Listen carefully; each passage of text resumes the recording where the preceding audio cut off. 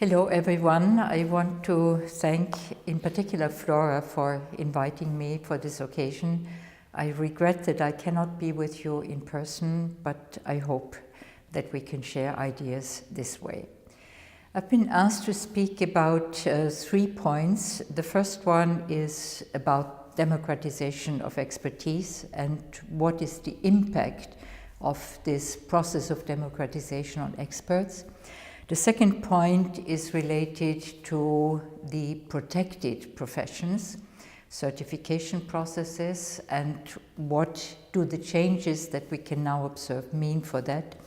And the third point is related to how we can include concepts like social robust knowledge or responsible research and innovation.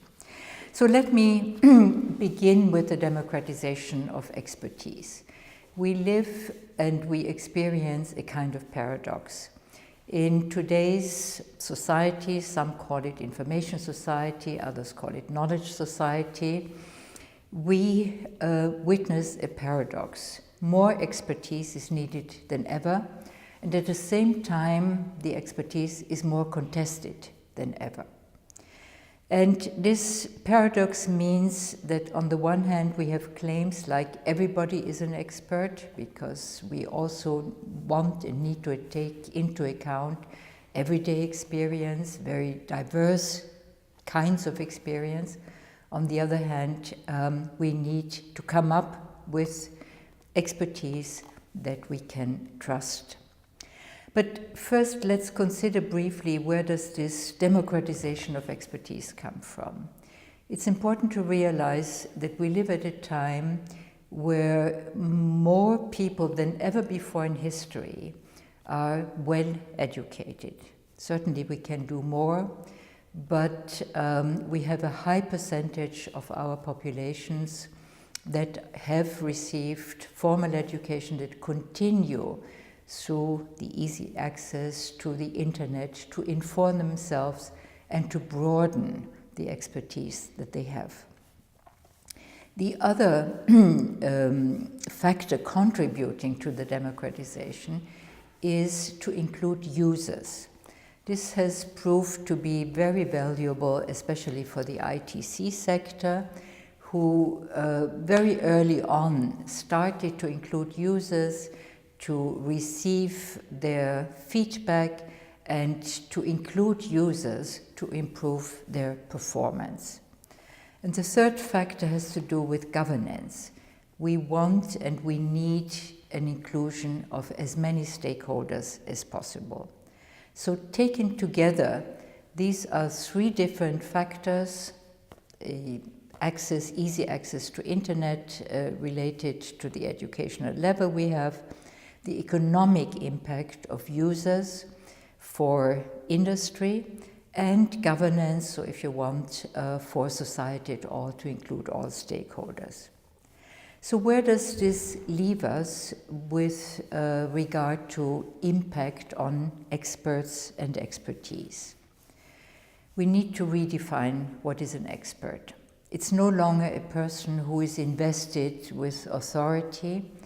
First of all, one person is not enough anymore, because what we see is a definite shift towards working in teams, having multi-professional teams that need to deliver services that are in demand.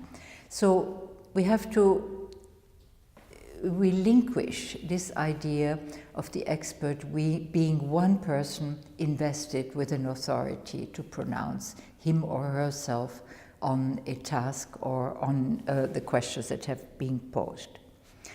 Secondly, expertise has become much more relational. There is the equation of what is in demand and what is on offer.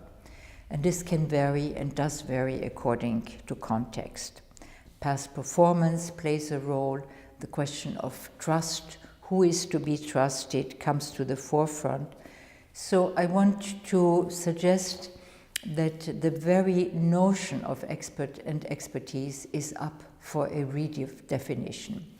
And this redefinition goes much more in the direction of using expertise as a concept, as a relational concept that has to be responsive to demand and offer, and that is also quite volatile, at least much more volatile than in the past. And the question, of course, arises, how can we build trust?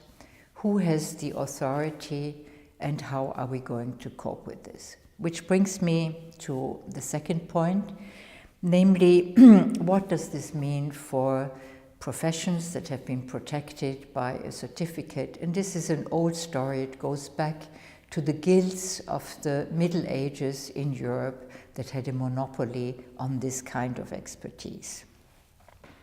Now, this model, as is obvious from what I said before, is expiring. And instead, we see a proliferation of different kinds of professions, of expertise, of qualifications. We also see a proliferation of institutions that want to certificate all kinds of people with different trainings and give them certificates, some public, some private. And the days when we could say these were state monopolies are also vanishing very, very quickly. And as mentioned before, we also have to think of shifting to expertise being delivered by multi-professional teams. And this brings us to the question, what does it mean for accreditation? Because certification or accreditation is still persisting. There's a need. People want to know, whom can I trust? What can I trust? But also the question of accreditation remains important for financial investments. It remains important for the product, and it remains important also for legal accountability. If something goes wrong, who can be asked and who has to stand up to be accountable for what went wrong? So these needs persist, and the accreditation process will persist. But, and this is a speculative thought on my part, I think it will shift away from institutions that give a stamp towards something that is much more akin to service contracts, which is a very complicated way of how lawyers have been coming up with suggestions, solutions, a nested hierarchy of service contracts.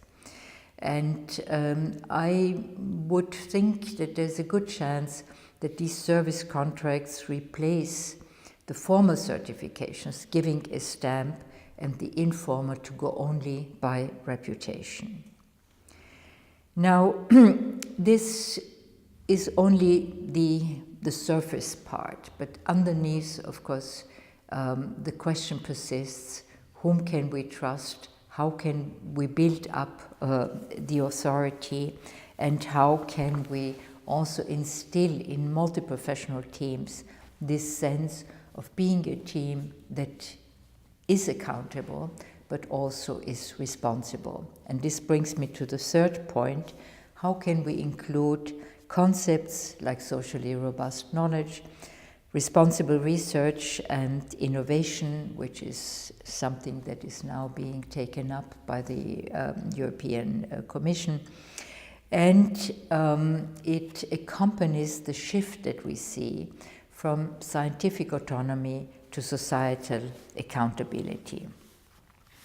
One way of approaching this shift and the questions that it harbors is to ask the experts, the professionals, where is the place of people in your knowledge? Where is the place of people in your practices? Do you imagine them, or are they real users? Are they real people? This question needs to be answered in different ways, obviously, but I think it's a very important question to be kept in mind all the time. Sometimes these will be imaginary clients, but I think it would be good to come up with reality tests from time to time and to contrast this imaginary client, the imaginary people in your knowledge, in your practice, with real people.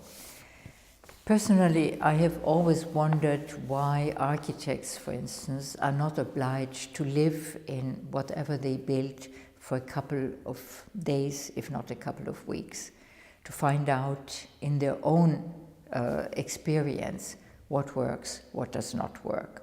And it's this kind of feedback that comes from users that needs to be built into the practices. We need this kind of feedback, and it can be done with the help of information technology. It can be done in other ways, how to capture this experience, the positive and the negative sides that are both important for future improvement. And to transform this feedback into an asset. We are here at a university, and universities everywhere in the world have gotten used to rankings. We know about the weaknesses of rankings. At the same time, they will not go away. And this is one possibility of making something visible of this process that comes through satisfaction of users, that comes with having a mix of criteria that will help you to improve your practices. It will also help to build up prestige, but prestige alone is never enough. It has to come with the credibility that you will actually deliver what you are promising.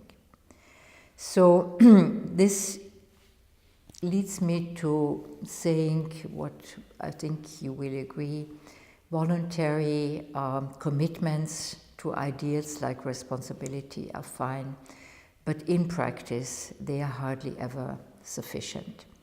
And therefore it needs the full public view, it needs incentives, and it needs the teamwork of everyone concerned to come up with good solutions.